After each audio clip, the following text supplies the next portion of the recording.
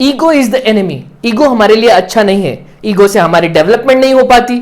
अब ये सारी बातें सुन सुनकर हम इस कंक्लूजन पर आ पहुंचे हैं कि ईगो हमारे लिए कितना बुरा है। पर क्या आपने कभी ये सोचा है कि ईगो हमारे लिए कितना अच्छा हो सकता है? तो आज का टॉपिक यही है, ईगो हमारे लिए अच्छा क्यों है।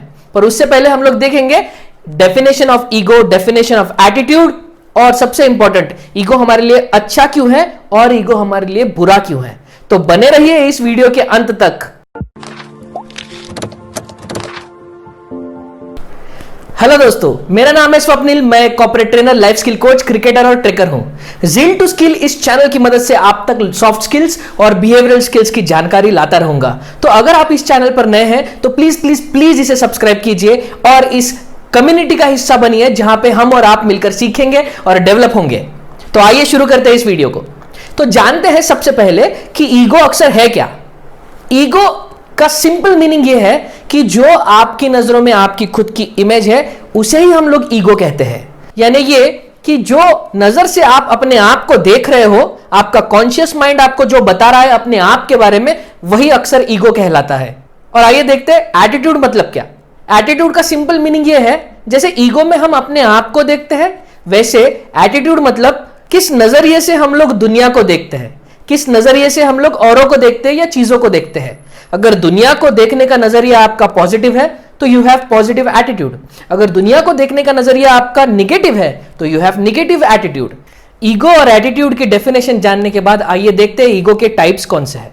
मेनली ईगो के दो टाइप्स होते हैं, एक है कंस्ट्रक्टिव ईगो और दूसरा है डिस्ट्रक्टिव ईगो। आपको इसके नाम से पता चल ही गया होगा।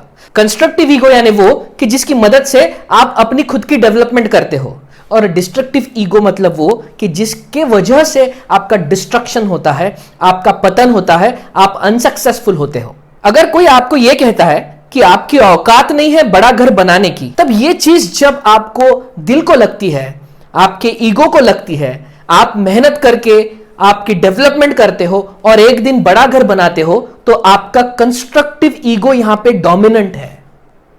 और जब ऐसा सुनने के बाद आप उस व्यक्ति के साथ लड़ पड़ते हो तो आपका डिस्ट्रक्टिव ईगो डोमिनेंट है। देखिए, पहले केस में वो चीज जब आपको दिल को लगी, ईगो को लगी, आपने वो पेन महसूस किया, उसके बाद जो आपकी डेवलपमेंट हुई उसका फ्यूल था आपका कंस्ट्रक्टिव ईगो। और दूसरे केस में जब आप उस व्यक्ति से लड़ पड़ते हो तो आपका डिस्ट्रक्टिव ईगो डोमिनेंट होता है। यानी पहले केस में कंस्ट्रक्टिव ईगो में आपने कुछ पाया और डिस्ट्रक्टिव ईगो में आपने कुछ खोया। तो ये डिफरेंस होता है कंस्ट्रक्टिव ईगो का और डिस्ट्रक्टिव ईगो का। आइए कुछ और एग्जांपल देखते हैं। सबसे बड़ा एग्जांपल कंस्ट्रक्टिव ईगो का रतन टाटा जी है। जब पैसेंजर कार्स का डिवीजन रतन टाटा जी फोर्ड को बेचने गए थे, तब फोर्ड ने उनका मजाक बनाया। उन्हें यह कहा कि जब आपको पैसेंजर कार की समझ है ही नहीं तो आपने ये बिजनेस शुरू क्यों किया?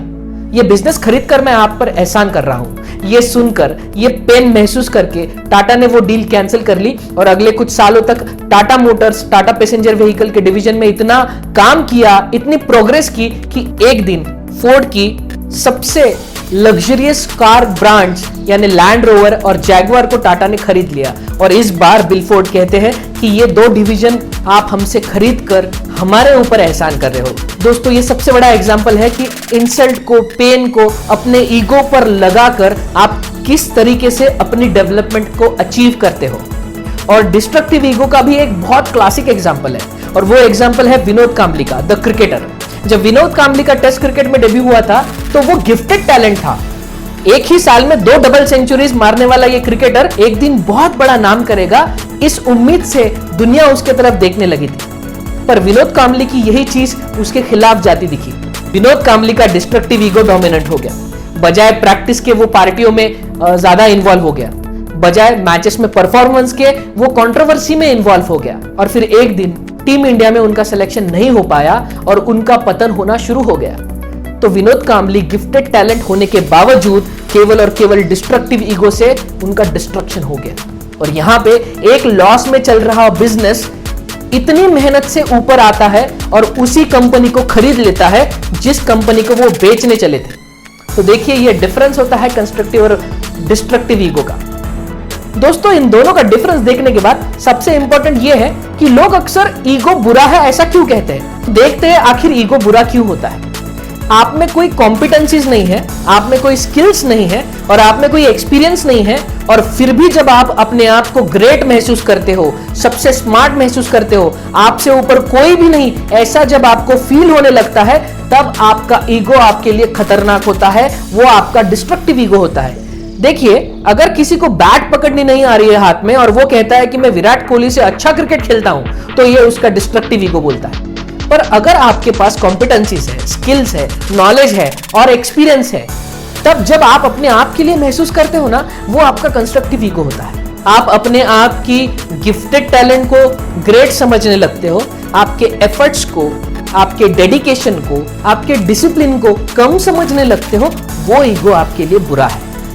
अब ये बुरा ईगो देखने के बाद सबसे इंपॉर्टेंट चीज जो ये वीडियो का टाइटल है कि ईगो हमारे लिए अच्छा क्यों है, आइए देखते हैं। दोस्तों, इस वीडियो की शुरुआत में ही जो ईगो की डेफिनेशन हमने देखी, उससे हमने ये समझा कि हम अपने आप को जैसा देखते हैं वो हमारा ईगो होता है। अगर आप में सेल्फ कॉन्फिडेंस, सेल्फ बिलीफ नहीं होगा तो आप अपने लाइफ में कभी आगे नहीं बढ़ पाओगे। तो ये सबसे इंपॉर्टेंट होता है कि आपको एक सेल्फ कॉन्फिडेंस नजर से आपको खुद को देखना आना चाहिए। वही आपका एक ईगो होता है। आप में एक सेल्फ बिलीफ होना चाहिए जो आपको हमेशा हर चैलेंजेस के ऊपर विजय प्राप्त करने में मदद करता है। अगर आप अपने आप को कम महसूस करोगे तो आप जिंदगी में कभी आगे नहीं बढ़ पाओगे, बल्कि आप लोगों के ओपिनियंस का शिकार बनोगे।